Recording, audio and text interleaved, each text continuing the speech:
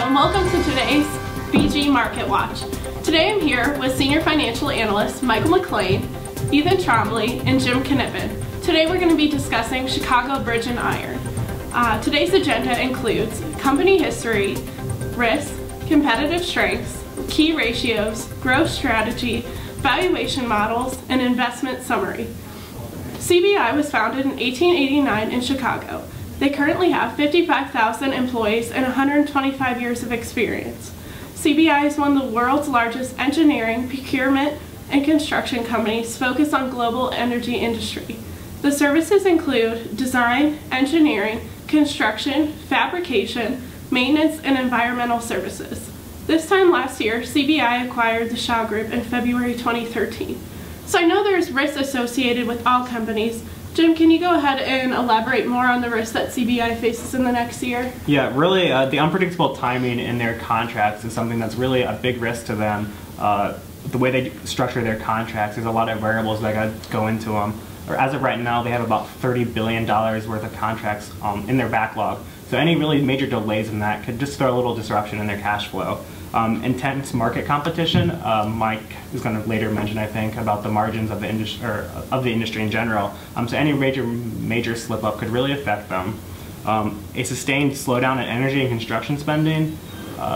They rely heavily on construction spending, and any major slowdown would really put a damper on the forecast of them. And then lower and persistent oil prices would really put a drag again on the construction spending for the oil industry.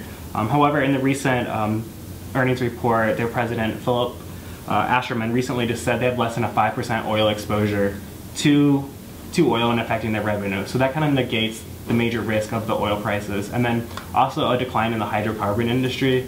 They've recently made a major push in this industry, and so any major pullback would significantly be a major risk to them. So I know, talking about those risks, there's also a lot of strengths associated with those. Speaking of their upper management, I know that they have all had 25 years plus of industry-related experience. Also, because they recently acquired the Shaw Group, they're also expanding in their hydrocarbon sector.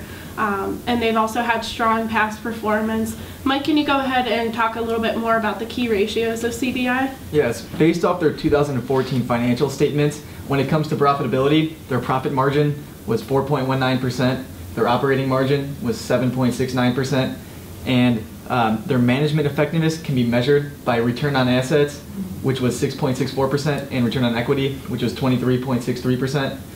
Using balance sheet metrics, the current ratio is 0.82, and their book value per share is 26.58. So Jim, how's CBI looking to grow in the next year? So really in the short term, they're really going to focus on growth areas of power generation and environmental solutions. When I'm talking about power generation, I'm talking about really nuclear power plants in Europe. They have about 55% revenue exposure in Europe, so that's a huge opportunity for them there. And then successfully bidding and executing on those large energy projects, winning those bids, and then completing them on time and on schedule, and preferably under budget. And then the last one is selective acquisitions. You mentioned they had recently acquired the Shaw Group 2 years ago, which essentially doubled their revenue when they purchased it. So really focusing on, with the low interest rates, acquiring these new companies to help diversify their current portfolio. So this all sounds great, but where will the stock price be by the end of the year? Using the free cash flow model, allow me a second to present my numbers. Moving into our free cash flow model, we can see our value drivers on the left-hand side. All of these numbers are dynamic, and changes in these numbers will affect both our free cash flow and our per share valuation. After reconciling the differences between accounting and financial models, we can see that our free cash flow for 2015 is $504.68. Calculating our enterprise value and making the necessary changes, we get a per share valuation of $65.33 at 108 million shares. Changing the growth rate to CBI's lowest predicted growth rate for 2015, we see that our free cash flow drops, as well as our per share valuation. All of this is discounted at the weighted average cost of capital of 17%. Moving into our sensitivity analysis, we can see how changes in the weighted average cost of capital and free cash flow affects our share price. Even with the highest weighted average cost of capital and free cash flows of $350, we get a share price valuation of $45.64, which is $2 below our current value, which leads us to believe that this is significantly undervalued. Ethan, I'm interested to hear what your valuations got you using your models. Well, Mike, I actually used two different models. I used the multiples approach and the Peter Lynch model. Allow me a second to run you through the numbers.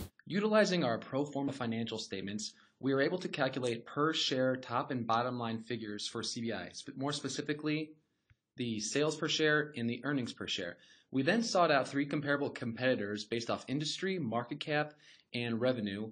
This led us to Quanta, Fluor, and KBR. Utilizing an average of those three competitors, we are able to calculate two justified multiples, and then multiplying those justified multiples against our per share figures of CBI, we came to justified prices, which then we averaged out to receive a intrinsic value of $90.36, once again proving the undervalued price at which CBI currently trades at. The Peter Lynch model is based off of two key assumptions, those two assumptions being the earnings before income tax depreciation and amortization growth rate and the PE ratio. We utilized a 13% growth rate in this model due to recent guidance from executives at CBI saying that sales growth in 2015 will be anywhere from 10% to 70%. We landed somewhere in the middle. Using this growth rate, we were able to calculate a projected earnings per share of $6.11 for 2015. We are predicting a PE ratio of 10 as compared to the current ratio of 8 right now, because we believe that as investors become more informed of CBI's low exposure to the oil industry, the price will go up. This all led us to an intrinsic value of $61.13, which represents a 28.67% price appreciation by the end of 2015. In summary, we have used three different valuation models to come to our conclusion that CBI is a vastly undervalued stock. Once again, those three models are the free cash flow model, the multiples approach, and the Peter Lynch model. We have three key value drivers when it comes to the intrinsic value that we've calculated based upon these valuation models, those being the sales growth percentage, the weighted average cost of capital, and the price to earnings ratio. In this scenario here, we used our low-end estimate of 10% sales growth rate, which is based off recent guidance from the earnings call for 2014 fiscal year, a weighted average cost of capital of 20%, which is based off an 11% floor for cost of equity due to recent returns on the stock market, and a 9% cost of debt due to the recent acquisition of Shaw and the debt that CBI had to take on to make that happen, and the current PE ratio of 8, which is at the low end of what we see for 2015. Just based upon these worst case scenarios, if you want to call them that, our three valuation models still produce numbers greater than the current price of $47.51, as you can see here in our chart. If we were to look at a best case scenario based off of guidance for 2015, which would be a 7% growth rate for sales, a potentially much lower weighted average cost of capital, let's just say around 17%, assuming that they're paying off their long-term debt obligations and current debt obligations, and a price-to-earnings ratio of 10, because we strongly believe that CBI will be more respected by the market in 2015 due to the lessened fear of exposure to the oil prices. As you can see here, every single valuation model calculates numbers that are far above the current market price, and they see great price appreciation, which really solidifies our case that CBI is a very strong buy. So, with all of that being said, what are your recommendations for Chicago Bridge and Iron? Should they buy? Should they sell? What is your final recommendation?